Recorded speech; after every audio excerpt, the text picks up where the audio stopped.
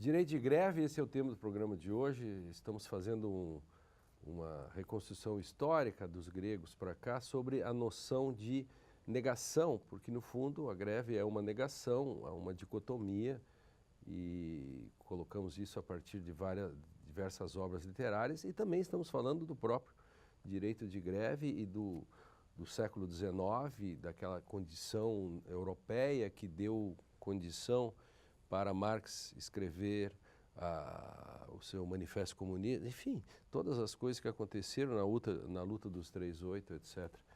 E a Constituição brasileira assegura o direito de greve no artigo 9º. Houve uma discussão sobre a greve no serviço público, etc., e que acabou levando o Supremo Tribunal a uma decisão. Mas o direito de greve já foi considerado historicamente um ilícito, né? Então veja como, digamos, nós avançamos, né? Não só a permissão, mas como um direito. É um salto, quer dizer, primeiro você proíbe, depois você...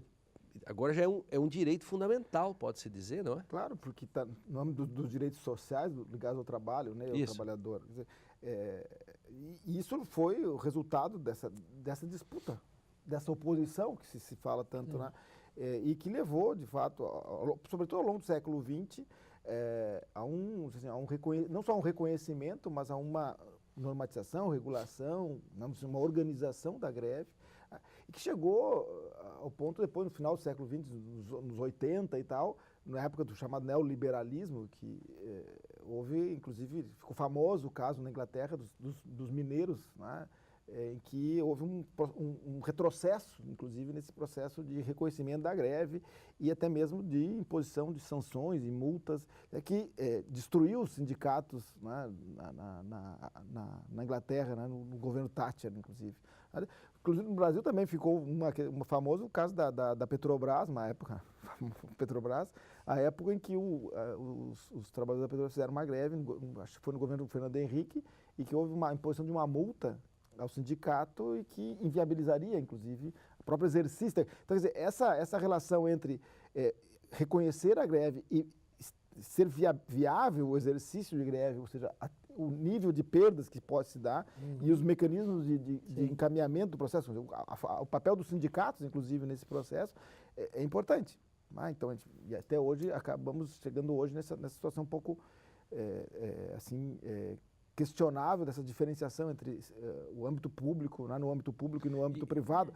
O mandado de injunção que o Eros, na época, como ministro supremo, deu exatamente para tentar regular a greve no âmbito do serviço público, na ausência de uma legislação, né, que foi um caso interessante, até porque ele reescreveu ou escreveu uma lei de greve com base na lei do serviço, no âmbito do privado para o serviço público. Então, acho que essa questão é uma questão fundamental. E nós estamos vivendo no Rio Grande do Sul, talvez um momento interessante, nesses dias hoje, que é a greve dos professores, a ocupação do centro administrativo pelos professores, que acaba impedindo outros servidores públicos que não estão em greve de trabalhar. E, por outro lado, a ocupação das escolas, que hoje, essa questão das ocupações pelos estudantes, né, que é um outro modelo distinto. Que é um outro modelo. Nós estamos falando da greve, o seu histórico tem um certo parâmetro, assim, um standard, né, de conceito. Mas, por exemplo, hoje os alunos ocupando as escolas fazem um outro tipo de greve. Que tem tudo a ver com a negação, né, de que falava o Mário.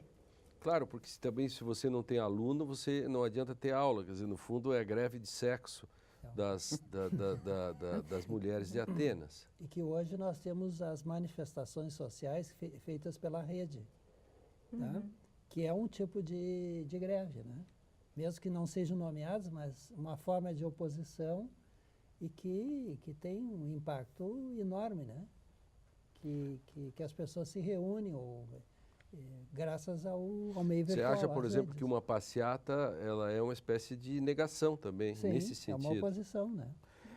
Porque eu acho que aí tem uma questão que é interessante, é o seguinte, a greve, essa greve que nós estamos falando, essa greve da relação capital-trabalho, ela teve o seu foco exatamente no mundo do trabalho, ou seja, na sociedade do trabalho, onde o trabalho, esse trabalho físico, esse tripalium, né?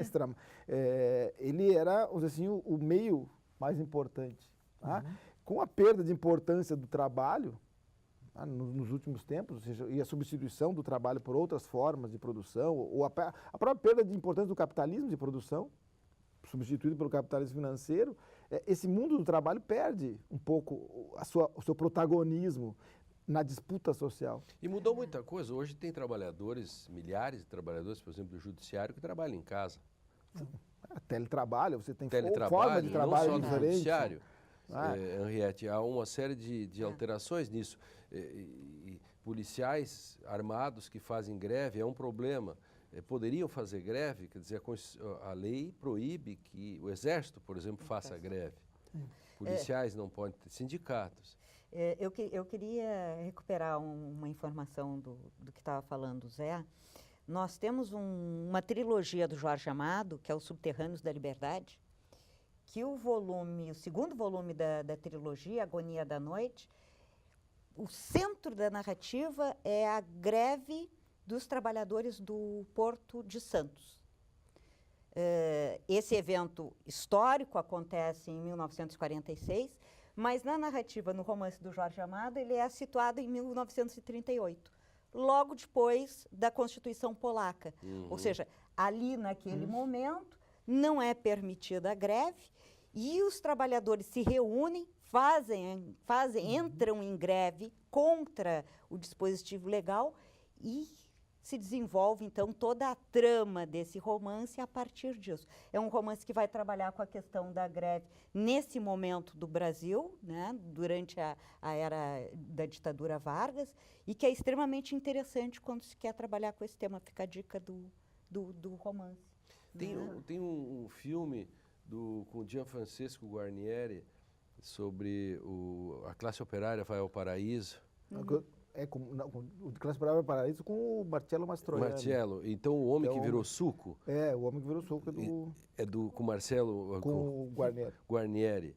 Quer dizer, mostra bem a vida do operário. Eu me lembro bem das cenas, assim, ele comendo um pedaço de pão de manhã com uma caneca de café, as coisas que marcaram, assim, muitos esse anos. A Classe Operária Vai ao Paraíso é ótimo filme, né? Com o Marcello Mastroianni. E bem essa coisa como a fábrica interfere no mundo privado, aí como ele acaba regulando. Eu fiz uma dissertação de mestrado sobre isso, né? Minha dissertação é um pouco sobre esse tema do mundo do trabalho, do tempo do trabalho, tempo livre. Subjetividade do tempo, né? A construção do tempo pela fábrica, né? Mas eu acho que é interessante essa discussão de como se desenvolve, né, esse debate em torno como evolui isso. Até acho que seria interessante, inclusive, isso, ou seja, a perda de importância do mundo do trabalho, o papel da greve como essa oposição, porque, de fato, a greve foi muito isso, essa meio para conquistas e para romper com as barricadas, romper com as estruturas, né? É interessante que ele aqui no livro ele lembra uma das frases, né, do 68, né? Que diz assim: a barricada que fecha a rua abre o caminho, que era um dos motes que aparecia no 68 da França, né? Ou seja, e tem muito isso hoje, ou seja, essa coisa a disputa. Eu lembro na época que eu estudei na graduação em Direito, que a greve era proibida no serviço público, na antiga Constituição Militar, né, da ditadura. E eu tinha um professor de Direito do Trabalho que era procurador do trabalho, aposentado já na época, mas era procurador do trabalho. E os professores da universidade fizeram greve. E na época o movimento estudantil era muito forte, e a gente participava do movimento estudantil e a gente apoiava os professores. Então os alunos não iam na aula também. E esse professor, que era professor de Direito do Trabalho, ele passava o tempo inteiro sentado dentro da sala de aula, mesmo. Por quê? Porque ele era professor de Direito do Trabalho. A greve era proibida no serviço público, ele não podia dar mau exemplo, porque ele ensinava Direito do Trabalho. Então era uma situação... E isso que tu falaste aí, só para colocar para vocês devem ter isso na cabeça também, lembrar disso, isso ainda existe. As grandes companhias, por exemplo, em Santa Cruz do Sul, onde eu militei, estudei, fiz política, fiz direito, fiz sindicato, fui advogado de sindicato. E as grandes companhias têm as associações, e se chamavam de as atléticas, em que o sujeito é incorporado, ele é subsumido pela fábrica. Então não há uma oposição, é uma extensão. O lazer do trabalhador se dá a partir do ônibus que se coloca, ele liga ele diretamente à fábrica, ele não pega outro, ele não fala com outros trabalhadores, ele pega o ônibus da própria fábrica, vai à fábrica. Lá tem A Vila Operária, as casas em volta da fábrica. São as instituições totais, né? As instituições totais. Totais. Sim. Que quer resolver o problema da oposição, da discordância. Ela é anti-oposição. Exatamente. Tu identifica o trabalhador com a fábrica. Né? Isso. E aí ele não E aí tu tem não mais dicotomiza. desaparece a oposição. Ele, Não faz ele, oposição. Ele veste a camiseta da fábrica. Lembro da Exatamente questão, isso. fulano dentro da... Eu trabalhei de operário na Souza Cruz, carreguei saco, enfim, a vida dura eu trabalhei. Mas não chegamos a fazer greve porque nós éramos trabalhadores temporários. Se alguém falasse em greve, seria demitido sumariamente. E eu, senão, morreria de fome. E não era associado a sindicato porque os temporários não podiam. E também trabalhei em outra fábrica, Merco, que é fábrica de borracha e plásticos, e sempre se dizia, fulano não veste a camiseta, fulano veste a camiseta. E o papo no ônibus, etc., sempre era a própria fábrica. E o ideal é o operário padrão, né? E aí, quem chega... Então, seja você também o operário padrão. Genial essa lembrança, né? Eu me lembro do patrulheiro Todd, mas isso é outra coisa. Seja você também um patrulheiro Todd, e pegava aqueles plásticos, patrulheiro, eu sou desse tempo do patrulheiro Todd. Agora, o sistema todo opera de uma forma muito perversa, né? Eu te coloco, eu faço tu acreditares que tu fazes parte, né? Desse grande universo, dessa grande família, né? E isso, bom, se eu te explorar um pouquinho, tudo bem, né? Para fazer parte dessa grande família. E aí tem a grande festa em que você e o patrão, eles são a mesma coisa. Claro. E o sujeito está dizendo que fulano sentou na nossa mesa, eu me lembrava disso, coisa... Sim, só um dia, né? Só um dia. Só naquele dia. Por isso que existe o dia do trabalhador, né? O resto é do patrão. Né? Essa brincadeira a gente fazia nos anos 70, 80 de militância, né? Dia do índio, né? Por isso que tem aquela música, todo dia devia ser dia de índio, né? Só tem o dia do índio, do resto são os outros. Mas o dia do trabalhador também, exatamente. É aquela coisa meio simbólica, né? De ter um momento referencial que tem a ver com história também, das lutas operárias e tal. Mas essa história da luta, Hobsbawm, toda a história que Hobsbawm relata do mundo do trabalho, né? Christopher Hill, ou seja, esses caras todos, eles vão exatamente nisso, mostrando como esse é um processo que se constrói. É interessante que nós chegamos no final do século XX, início do XXI, e as coisas se modificaram. A gente pode dizer, não se faz mais greve, como antigamente.